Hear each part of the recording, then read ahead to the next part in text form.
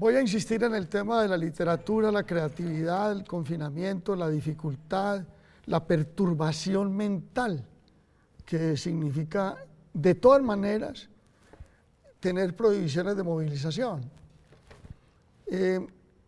Darío Jaramillo Agudelo nos recordaba que algunos de los libros más famosos de las pestes fueron escritos después de ellas, por esos autores que hemos leído y leído, y que yo, por ejemplo, me imaginé que Daniel Defoe, que era contador público, había ayudado en la contabilidad de los muertos de Londres. Pues no es así, de acuerdo con lo que nos cuenta Darío. Pero sí hay una cosa que quiero oír sus opiniones. Muy temprano, muy empezando a encerrarnos, algún crítico literario europeo leí, frente a la tragedia que significaba el coronavirus y lo que venía, dijo lo siguiente: cualquier cosa que se haya escrito antes de lo que estamos viviendo y vamos a vivir, o que se haya hecho de música, o que se haya pintado, o que se haya filmado, cualquier acto creativo que se haya hecho antes de esto no tiene ningún valor, porque esto es lo peor que le ha pasado a la humanidad. No recuerdo quién dijo una frase tan vehemente. ¿Ustedes creen que de verdad la humanidad no ha pasado algo tan definitivo como esto? No, a mí esa frase me parece una pendejada. Sí. Siquiera no dijiste el autor para no sentirme ofendiendo a nadie, sino la frase, independientemente de que la haya dicho cualquier persona, me parece una pendejada. Y me parece que es una bobada porque esa afirmación supone unos términos de comparación que ningún individuo tiene. Tal vez pueden haber sido peores unas pestes en las que no había luz eléctrica ni televisión, Claro. ni computadores, ni antibióticos. Esta es una situación difícil para el ser humano. Yo, en contravía de lo que dijo CNN, que mejor no supimos quién era, quisiera leer una respuesta que dio un individuo que es experto en inteligencia animal, Franz de Waal. Franz de Waal, muy al principio de la pandemia, lo pusieron a... Él es el autor de un libro que se llama La inteligencia de los animales, que seguramente ustedes han leído. Es un libro, si no lo han leído, se los receto. Él es holandés y le preguntan, ¿cree que las comunidades de animales nos pueden enseñar algo para luchar contra este virus por la forma como cooperan? Y el tipo contesta, siempre pensamos que los animales son más competitivos en circunstancias duras, pero no es el caso. Por ejemplo, durante una sequía, los babuinos se pelean mucho menos entre ellos. Se desplazan menos y son más pacíficos porque se dan cuenta de que las peleas hacen que las cosas vayan peor. Entre paréntesis, el dato de muertes violentas en Bogotá de este fin de semana fue por primera vez en muchos años cero homicidios en Bogotá.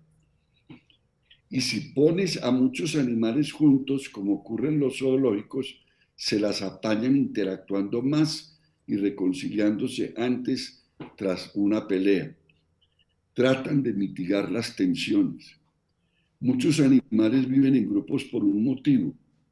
Sobreviven mejor así que solos, porque es más fácil buscar comida y dar la alarma ante la presencia de un depredador.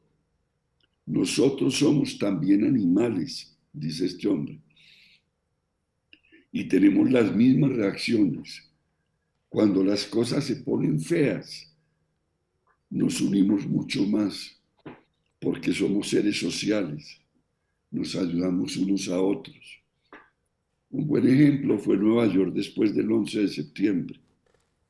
Creo que esa es una reacción que compartimos con todos los primates y es exactamente lo contrario de lo que mucha gente esperaría. Una amenaza como el coronavirus tiene el mismo efecto de hacer cerrar filas porque los peligros se afrontan cooperando. Yo quiero, está muy bueno ese ejemplo, muy buena el fragmento del comportamiento de los animales, que es desde luego ejemplar. Voy a decir una sola frase, no, una sola explicación a la frase rimbombante y que desde luego merece un descalificativo como el que ha hecho Darío y como el que seguramente hará Yolanda. Eso lo pronuncia este personaje que leí en un periódico europeo,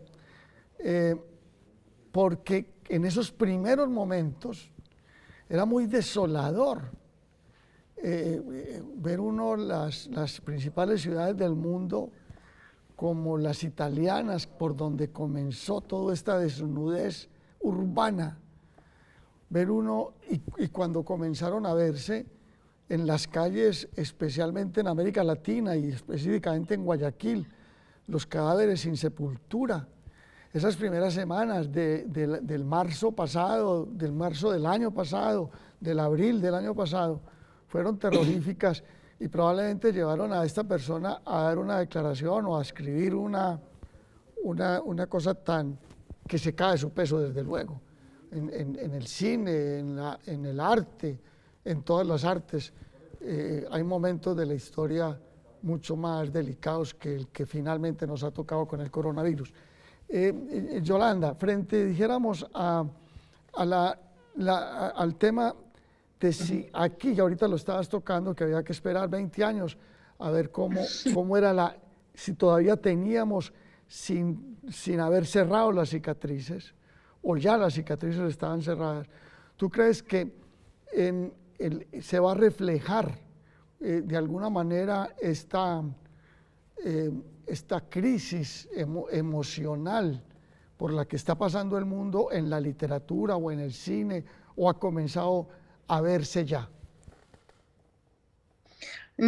No, yo creo que la literatura y el cine y las artes, insisto en que necesitan ese tiempo de ser decantadas las cosas. Cuando estamos en la tragedia y somos seres humanos, animales, que necesitamos hacer otras cosas. Entonces yo creo que todo esto que está pasando, y me parece que es importante tener paciencia, es una palabra de otra época, tener paciencia y tener también humildad. Creo que esto sobre todo para mí ha sido como la reconexión con la humildad y con la idea de la muerte. Siempre está, yo creo que la literatura no podría existir sin la idea de la muerte. Escribimos porque nos vamos a morir y porque tenemos mucho miedo y porque nos imaginamos que queremos dejar algo dicho, o porque estamos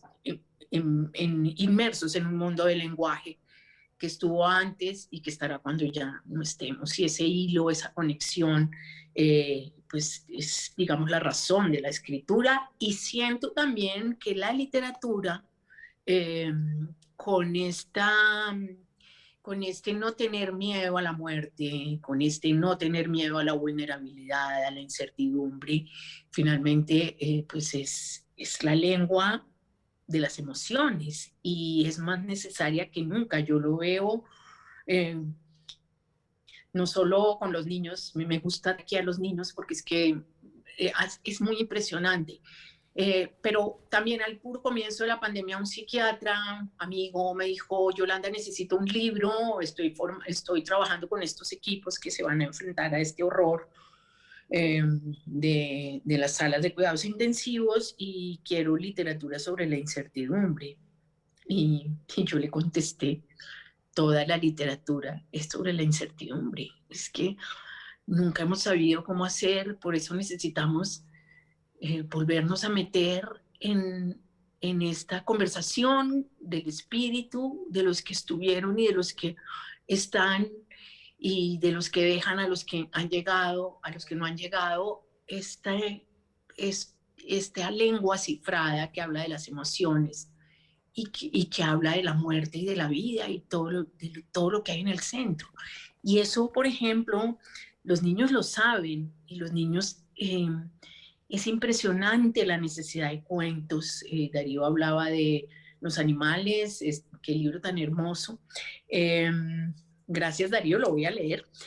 Y es eso, es ese lamido de palabras, ese envolver en palabras, es ese marco que es una ficción que nos dice que hay otras cosas más allá de lo inmediato y que hay otros que pasaron por ahí, otros que se inventaron o que tuvieron respuestas o preguntas o no supieron qué hacer con esto.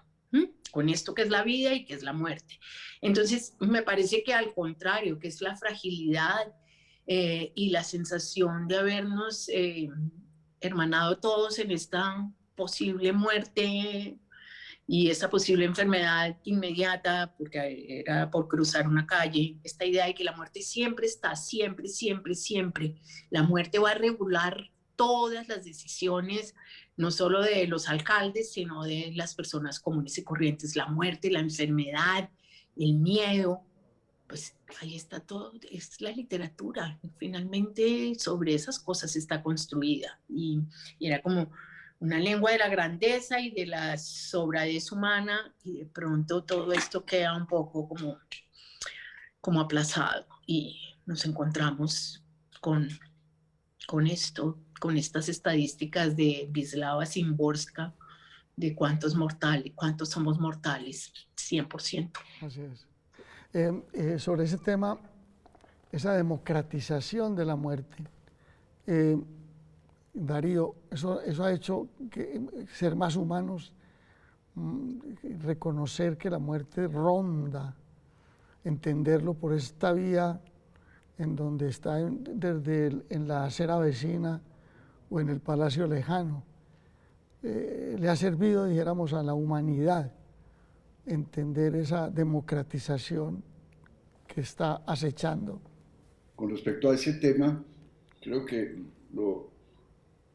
la forma de definir la peste es como una foto de alto contraste. La muerte, siempre hemos sido mortales, siempre está como eventual la muerte, solo que no está presente. Y en determinado momento yo me digo, tengo que estar encerrado porque tengo más de 70 años y tengo enfermedad pulmonar. O sea, que me coge el virusito ese que caben 150.000 en 1 milímetro y me acaba en 3 días. Entonces es una eventualidad tan aplastante que es simplemente el contraste máximo de lo que siempre hemos vivido. Hay otro aspecto que es para mí más terrible de vivir desde la vida, y es la evidencia de que la muerte está cerca de mí, pero está más cerca de mucha más gente porque la sociedad está mal organizada.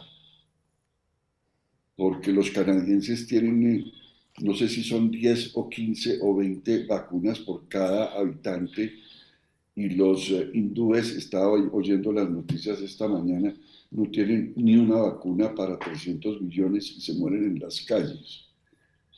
O la organización o los poderes, los altos poderes que en cierto momento están hablando en pura jerga de economista y de contador sobre los problemas del desempleo. Nos vamos a ver obligados a cerrar cuando tal vez la tarea debería ser que organicemos de nuevo todo esto a ver qué es lo que necesitamos y qué es lo que no. O como me decía, y las tías siempre son muy sabias, me decía una tía hace poquito, abrí mi closet y tengo ropa como si yo fuera a ajustar 150 años. ¿A qué horas acumulé tantas camisas y tantos vestidos? Impresionante, sí. Y todos estamos en el mismo enfrentamiento a la irracionalidad de vida que llevábamos y que la peste nos pone en evidencia, como una foto de alto contraste.